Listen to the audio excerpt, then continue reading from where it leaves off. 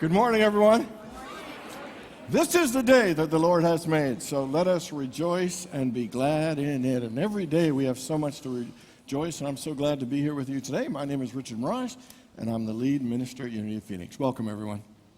And my name is Jimmy Scott. I'm the pastoral care minister here at Unity of Phoenix, and my pleasure to welcome you here as well. We have an intention for this morning's service, which is to create a space where each person in this sanctuary is able to make an individualized connection with their own indwelling spirit. And beyond that, to also make a connection with sentient beings all over the planet. So this is our task this morning, and you are a large part of it. Amen. And so our mission as a community, if you choose to accept it, will appear up on the screen behind me. And I want you to speak it because, as if it were your own, because it is all of our mission together. It is what we are trying to achieve, and it is who we are as a ministry and a spiritual community. Let's affirm it together. Unity of Phoenix is a loving spiritual community that welcomes all people and honors all paths to God. We are dedicated to transforming lives by inspiring and awakening individuals to discover God's Spirit within them. Take a breath into that. Isn't that good? That's a powerful thing. If you have your cell phone with you this morning, I want to encourage you to either place that on silence, vibrate, and Boston will lead us in our meditational song.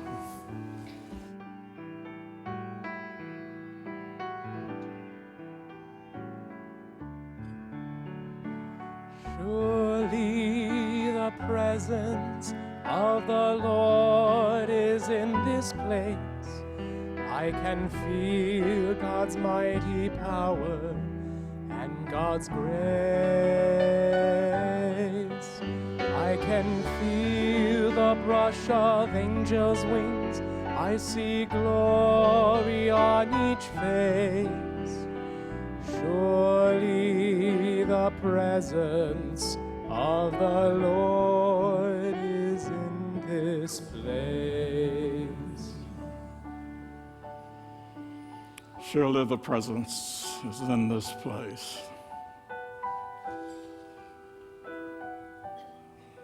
Those words are the timely reminder for us to make a conscious choice to set aside all of the busyness of our lives and to enter into a time of sacred quietness, and into a time of prayer, and into a time of communing with our own indwelling spirit. So as we begin this process together this morning, I invite you to get comfortable in your seat, to take a deep, relaxing breath, and upon the exhalation of that deep breath, just allow all of your cares and concerns to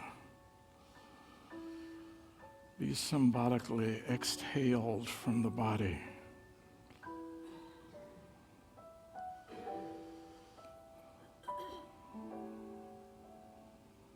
And it's also time to begin a conscious process of slowing the mind down.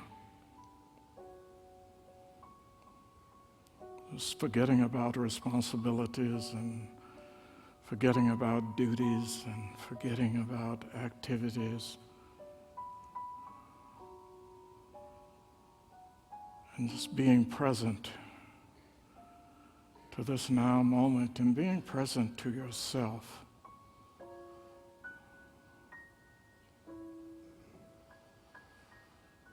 All the while breathing and just letting go.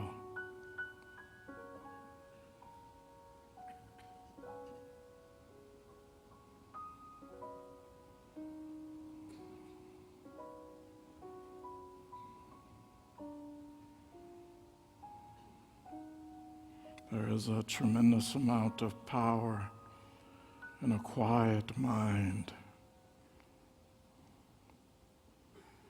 A quiet mind enables us to not only regenerate and reinvigorate ourselves physically, but mentally and spiritually as well.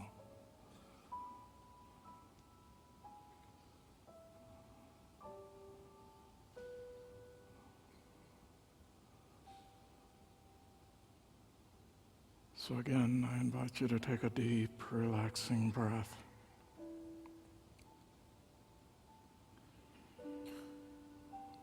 And for the next few moments, just imagine yourself in a quiet place.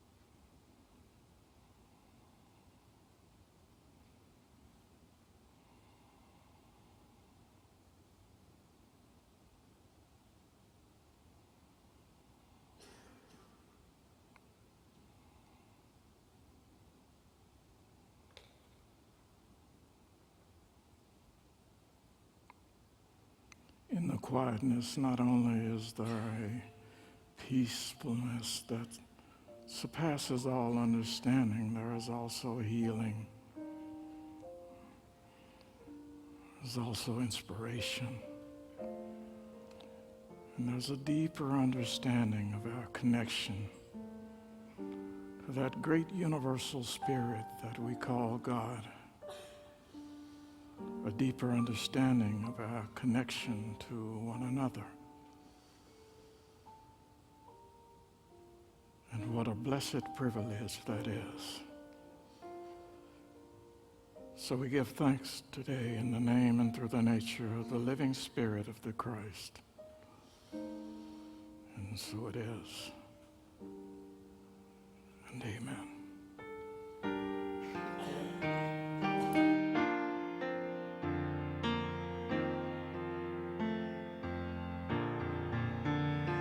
Our Father, who art in heaven, hallowed be thy name. Thy kingdom come, thy will be done on earth as it is in heaven.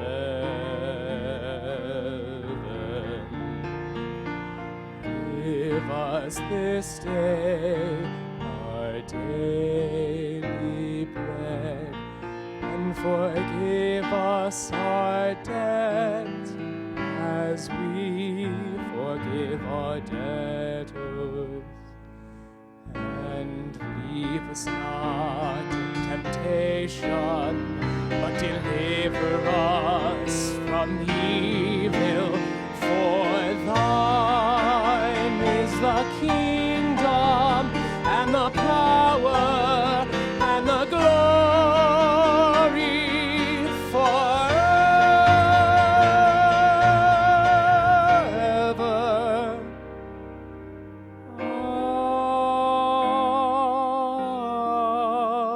Amen.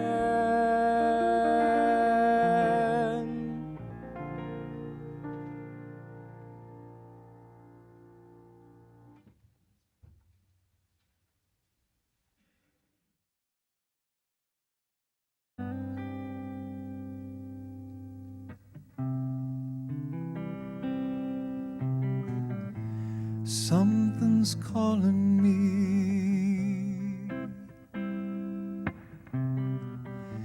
Something's calling me.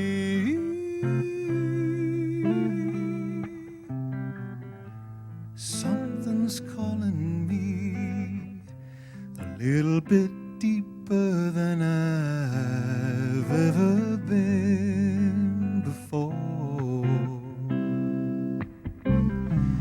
Feels like I'm walking on marbles.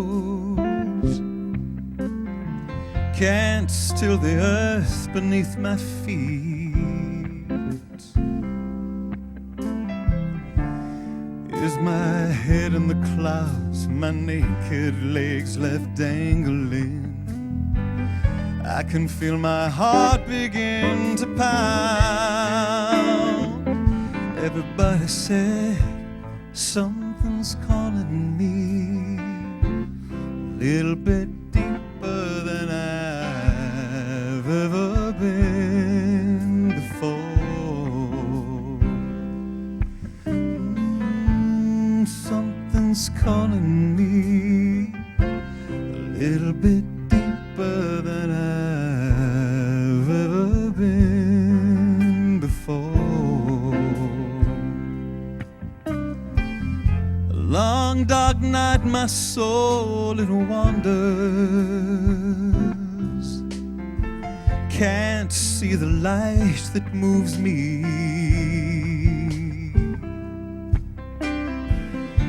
God is everything and everywhere that I belong. Spirit gently wakes me from my sleep. Something's calling me a little bit deeper than I've ever been before. Something's calling me a little bit deeper than I've ever been before. Oh Lord, oh Lord, take me deeper than I've ever been before.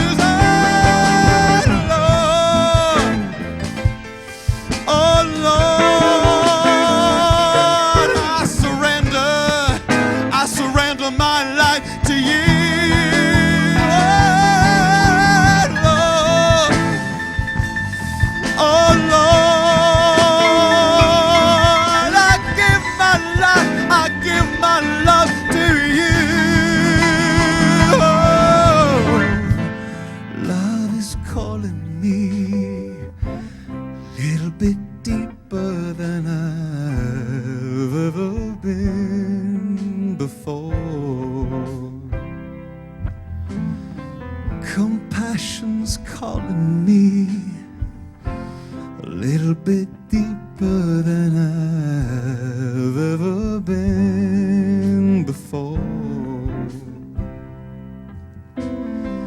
My faith keeps calling me a little bit deeper than I've ever been before.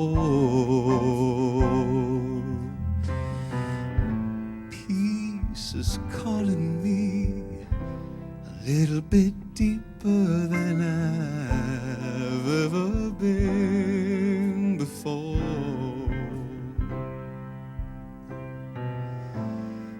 God is calling me, and I'm grateful like I've never been before.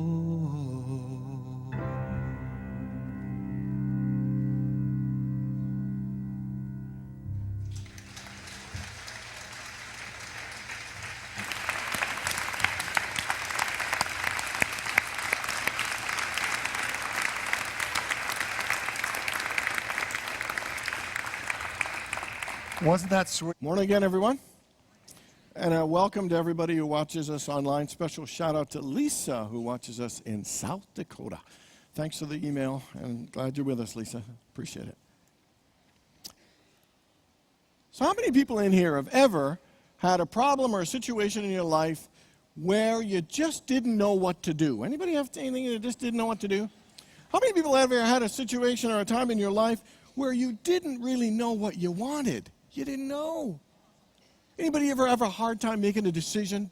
Should I do this? Should I do that? Should I eat this? Should I eat that? Should I wear this? Should I wear that? Any indecisive people in the house? Okay, I've had times like that. You know, there's a great former baseball player and manager named Yogi Berra. Everybody's heard of Yogi Berra, right?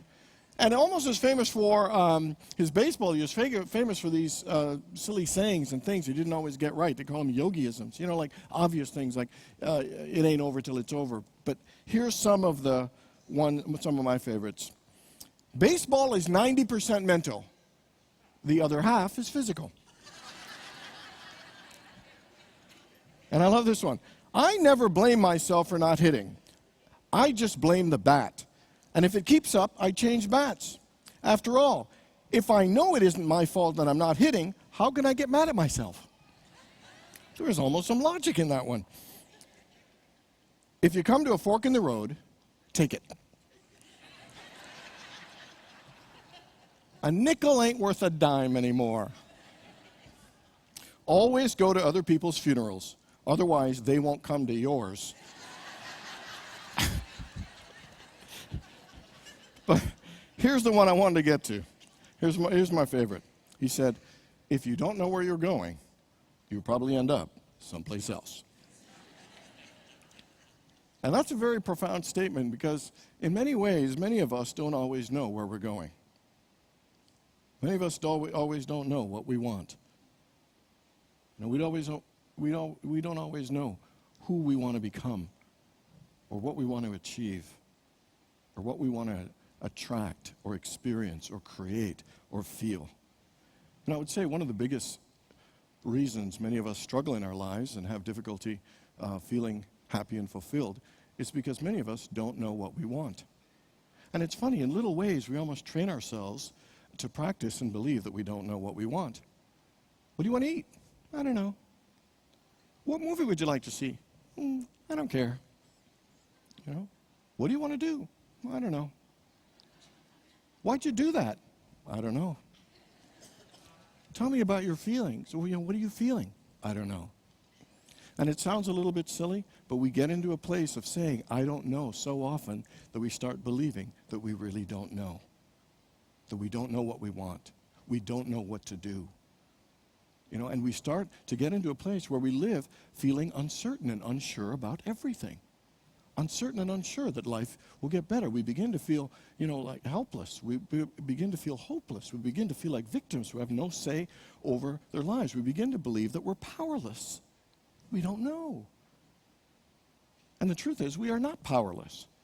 God has given every single one of us amazing powers, an amazing power that can lift us out of our hopelessness, to help us rise out of any negative condition and move our lives forward to greater things. But we don't always use this amazing power. We don't always use this incredible gift.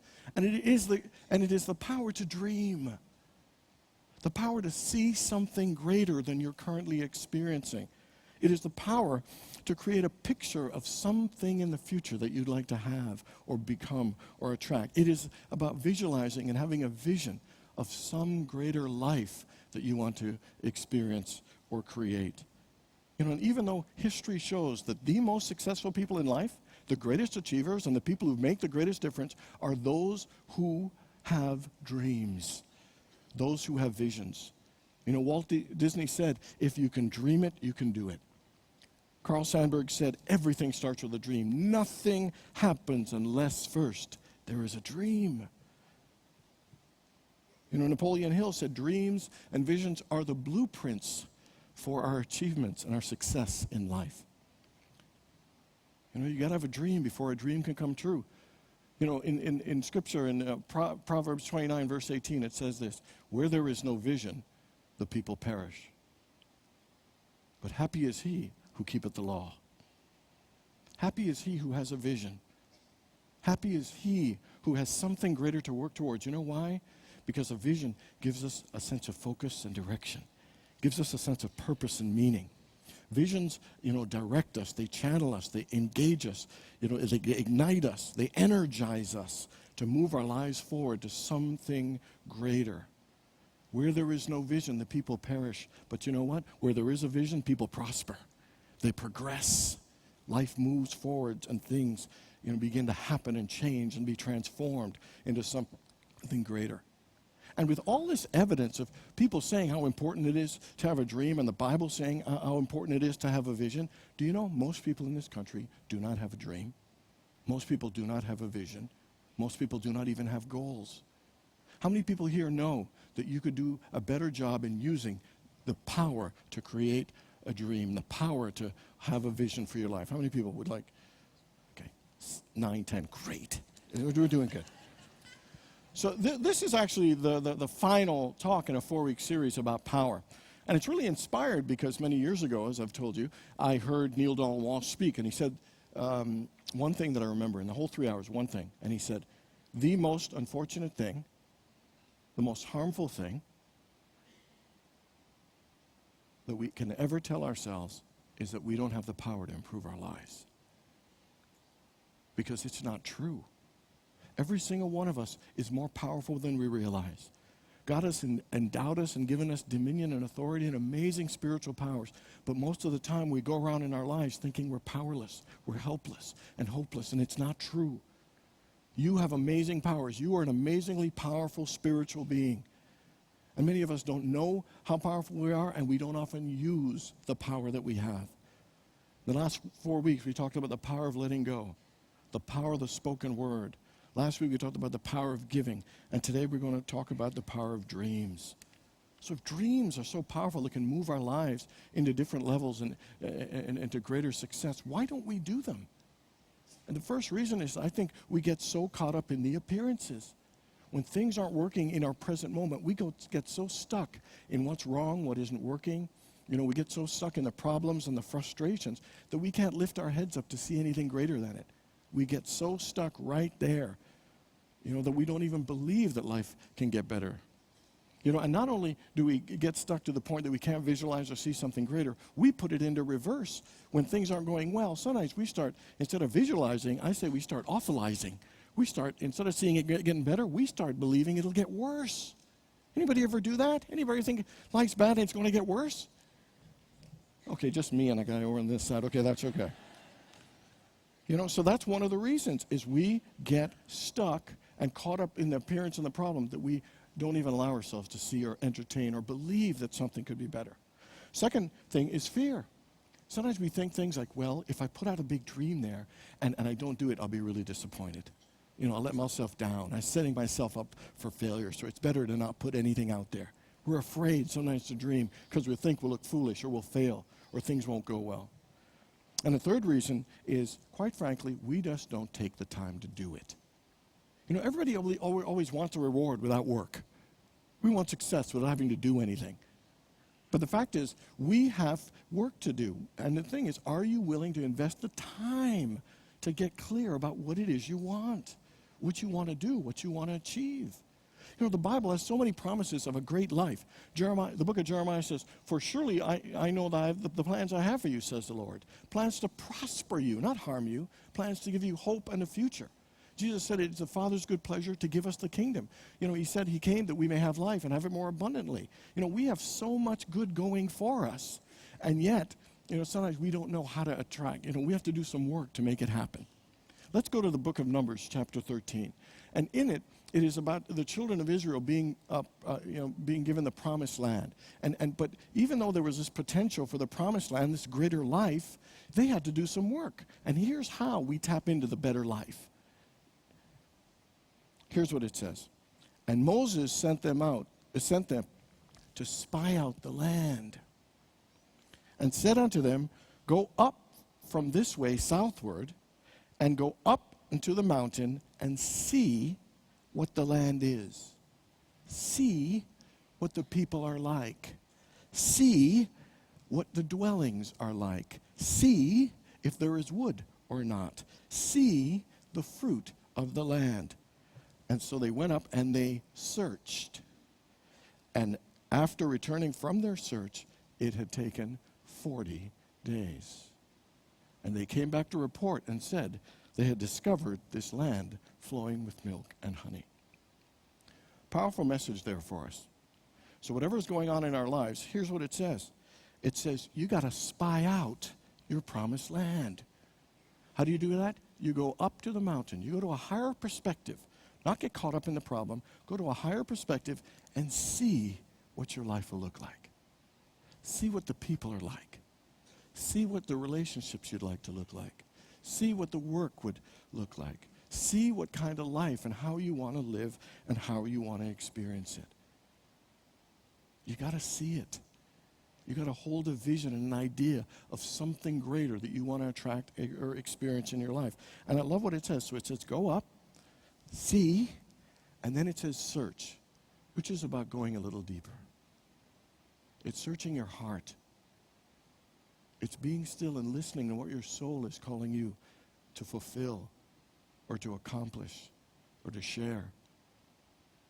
It is getting quiet, to listen to your heart in what you're supposed to do and what you're here to create and what you would like to experience. And notice it said it takes 40 days. It took 40 days.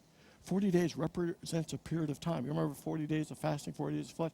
It represents a time to get clarity and understanding to allow a deeper transformation to take place. See, sometimes we're in a rush. We want it, and we want it now. But if you really want to spy out your promised land and get clear about your vision, your goal, and your dreams to attract a greater life, you need to take the time and let it be a process of searching your heart and your soul, listening to your spirit, and letting it unfold. And as you do it more and are committed to it, it will become clearer and clearer and clearer. That no matter this power, we have a power that no matter how your situation is right now, you have the ability to go to a higher place, spy out and see the kind of life you want to have, and search it out deeply until it really becomes something that you believe, something you see, something you feel, something you desire.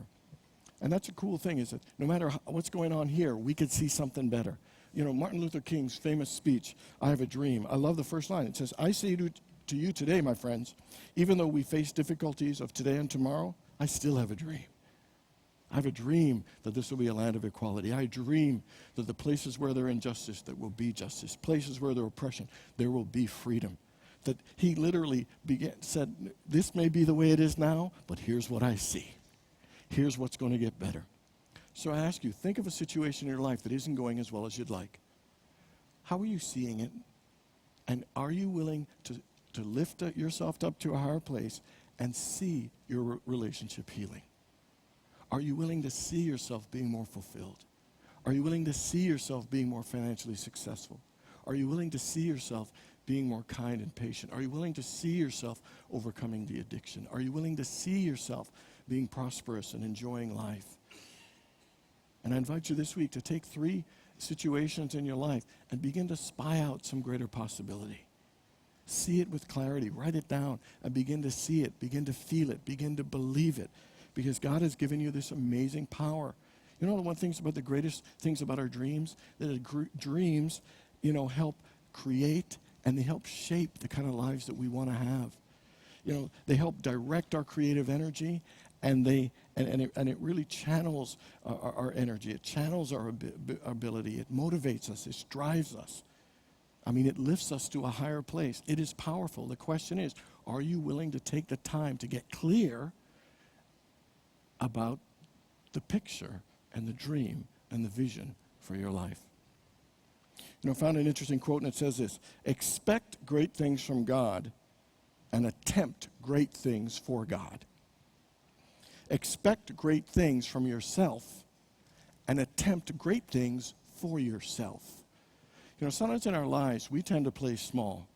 We tend to get so scared that if I fail or if I make a mistake or if I do that, things won't work well. And so many of us play small in our lives. And every time we say things like, I don't know, at some level, I think we don't want to know. At some level, I think we're afraid that what we might be asked to do and called here to do might be bigger than we think we can do it. That it might frighten us. And some level, we don't want to know. You know, some people, they don't want to go to the doctor because they just don't want to know. I think in many ways, we sometimes saying, I don't know means I don't want to know. I don't know means I don't want to do the hard work. And I think that's what stops us sometimes from actually hearing the voice and being clear about what's ours, is because at some level we're afraid and we are playing a little smaller than we should play. You know, in Scripture, when it says be fruitful and multiply, it's not just talking about procreation. It's to be fruitful and multiply your faith. Be fruitful and multiply your love. Be fruitful and multiply your joy. Be fruitful and multiply your good deeds. And for us to be fruitful and multiply means we need to expand beyond what we see ourselves as right now. We need to expand into something greater. We need to grow. We need to stretch beyond our current limits. You know, Richard Rogers says, if your goal doesn't scare you, then it ain't big enough. Because we are here to stretch and expand. The word heaven actually means to expand. We are here to be fruitful and multiply. I love what David Blunt says. He says, if you think little and believe little and pray little and expect little, you'll receive little. But if you think big and believe big and pray big and expect big, you will receive big. God's plans for us are big, but God can only meet us at the level of our own expectations. I believe that life, that our soul, that spirit is calling us to a higher level, to be more than we've allowed ourselves to ever be, to be a greater leader, to be a greater partner, a greater parent, you know, to be a greater success in whatever it is we are here to do, to share the gifts that we are here to share, that we haven't allowed ourselves to share it. And that will scare us. That will stretch us. That will test us and push us. But it is a part of the process to stir up and discover the gifts of God in us, to let them come forth and shine through. Life is calling you. The question is, are you willing to listen? Are you ready to grow and expand into a greater version of yourself? You know, I love the story of the children of Israel when they're at the Red Sea. So they've gotten out of bondage in Egypt, and they're at the Red Sea, and it's kind of blocked, and Pharaoh's men are coming after them. And so they're there, they're scared, they're frightened, thinking, you know, and the Egyptians almost represent pulling us back to our old ways. And these guys are scared, thinking there's no way, this ain't going to happen. And I love it what Moses does, two things. He said, stand firm and see the deliverance that God will give you today. For the Egyptians that you see, the things that are holding you back and the problems that you're afraid of, that you see today, you will not see tomorrow. And so he says, stand firm. Be committed and courageous in the work that you're here to do. And then you know what the next thing is after he says stand firm? Do you know when the Red Sea parted? Do you know what happened first?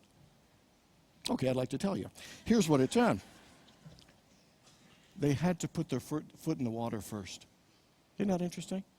They had to step out in faith. They had to put some action to it. They didn't know what was going to happen, but it was only till they were committed enough to do something and put their foot in the water, that's when the sea began to part. And sometimes in life, we don't have all the answers. That is why we have faith, is that when you are committed and you move forward, the seas will part. Things will open. The answer will be revealed. Things will begin to fall in place. I really believe when you're committed, you will find a way. And if you're not committed, you will find an excuse that'll make you feel better about not doing it. Here's what George Bernard Shaw said. People are always blaming their circumstances for what they are. I don't believe in circumstances. The people who get on in this world are the people who get up and look for the circumstances they want, and if they can't find them, they make them. When you are committed, when you are courageous, when you're willing to step out, when you're willing to go after, when you are willing to risk and move forward, amazing things happen. If the circumstances aren't there, they will be created. The universe will support you in what you are committed and clear and confident and willing to move forward with. You know, I was reading an article this week, and it said the difference between people who fail and people who succeed is one thing and one thing only. And that one thing is those who persevere. Everyone's going to have problems. Everyone's going to run into walls. Everyone's going to have times where people will say, no, it's not going to work. You're going to fail. You've made a bad decision, not a good move. There'll be people who won't believe in you. You sometimes won't believe in you. But it's the people who keep going, who have the commitment and the courage to realize this is what is mine to do, and I will keep moving forward to that vision. I will keep going. And if you persevere, again, great things will happen in your life. You know, the greatest regrets in our lives aren't the things that we do. They aren't the things that we say. The greatest regrets in life are the things that we don't do and the things we don't say. The things we wish we had done, the things we wished we had said. And the message here is don't regret. Do the thing. Go after it. And I guarantee you, when you're committed and clear, the seas will part for you. The answer will come. The people will be attracted. Because I truly believe if you work on your dream will work on you. If you work on your plan will work on you. Whatever you build will build you. And you will be amazed at the individual you grow into. Dreams aren't just about achieving things. It's about becoming more than we thought we could be. George Bernard Shaw again, fabulous quote I love. To take this a little deeper, he says, "The true joy of life, the being used up for a purpose recognized by yourself as a mighty one. Being a force of nature instead of feverish, selfish little clod of ailments and grievances complaining that the world will not devote itself to making you happy. I am of the opinion that my life belongs to the community, and as long as I live, it is my privilege to do for it whatever I can. I want to be thoroughly used up when I die, for the harder I work, the more I live. Life is no brief candle to me.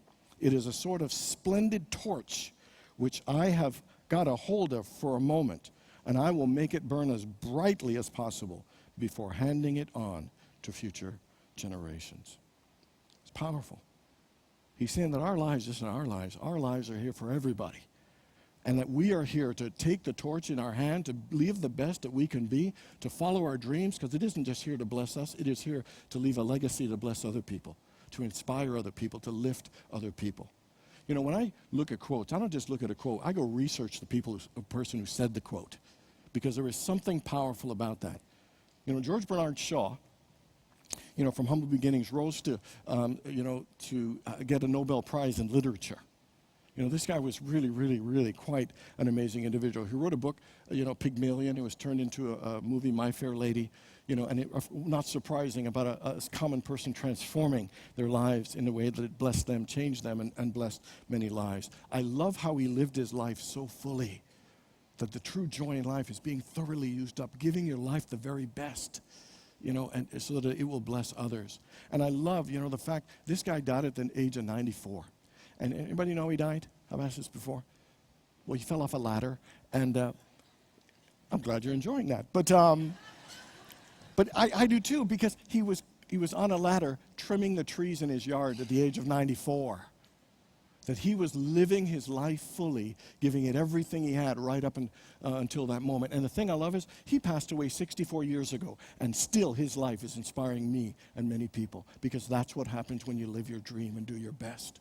You don't realize the ripple effects, even years after, that your contribution, you living your best, you following your dreams, will touch and bless other people. Yogi Berra, what inspired me about him, Yogi Berra didn't even go to high school. He finished grade 8. But yet this guy, he understood the power of a dream. He understood. Do you know he is only one of 4 individuals in baseball history who was a 3-time MVP in the American League?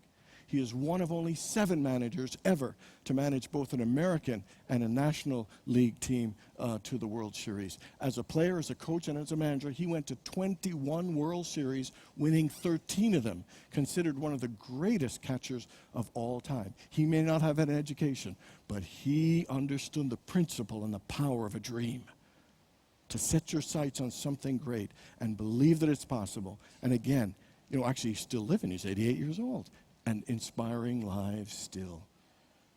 You know, there are people, you know, like Yogi Berra, like George Bernard Shaw, like Thomas Edison, like Nelson Mandela. All of these individuals, you know, they're all different disciplines: an inventor, an author, a politician, a civil rights leader. They all were different, but you know what they had in common? They all had a dream. Their lives were elevated, and they changed and touched the world because they were committed, because they believed, and because they used the power of a dream. You know, sometimes we think, what happens if a dream doesn't come true or if it fails? It doesn't matter. It will still bless and change lives. You know, there was a school of agricultural dean of admissions, and he was interviewing a student, and he said to this prospective student, "Why have you chosen this career?" And the young man said, "I dream of making $1 million in dairy farming like my father." And the dean, very impressed, said, "Your father made $1 million in dairy farming?" And the young man said, "No, but he always dreamed of it." And so it's a bit of a silly joke, but the fact is, you know, if you are willing to believe, even if you fail, it will inspire other people to believe. If you are willing to try and put yourself out there, even if you fail, you know what? It will inspire other people to try. If you are willing to go forth to be great at something, it will give other people the desire to be great, to achieve, to risk, to try, to become more. Even if you fail and don't reach it, you will still be transformed, and lives will be touched, and the world will be a better place. Last quote, George Bernard Shaw. Some people see things as they are and ask why. Other people dream of how things could be and ask why not. Sometimes we all feel powerless. Sometimes we all feel like life won't get better. But regardless of what your circumstances are, why not take a few moments to see a better picture for your life? Why not see yourself succeeding? Why not seeing yourself becoming greater than you've ever allowed to be? Why not visualize and see a relationship that's fulfilling and a life that's balanced and that's incredible? Why not? Why not make a commitment to put your foot in the water and step forward and have the courage to become all you are here to be? Why not? I mean, why not leave an incredible legacy that will not only touch and change lives now, but will touch and change lives even beyond your own understanding? Why not?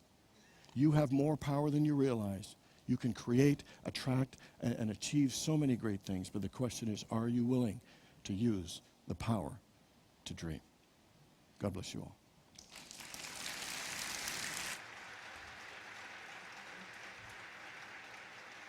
And right now, let's rise as we sing our song of peace.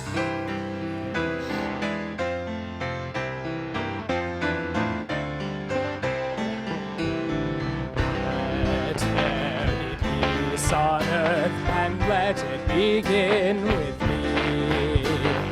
Let there be peace on earth, the peace that was meant to be, with God as creator, family all are we. Let us walk with each other in perfect harmony.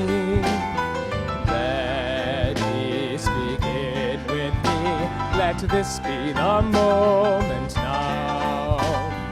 With every step I take, let this be my joyous vow. To take each moment and live each moment in peace eternally. Let there be peace on earth, and let it begin with me. And now, slowly and intentionally, our prayer of protection. The light of God surrounds us. The love of God enfolds us. The power of God protects us. And the presence of God watches over us. Wherever we are, God is. God bless you. What a great day and a wonderful week.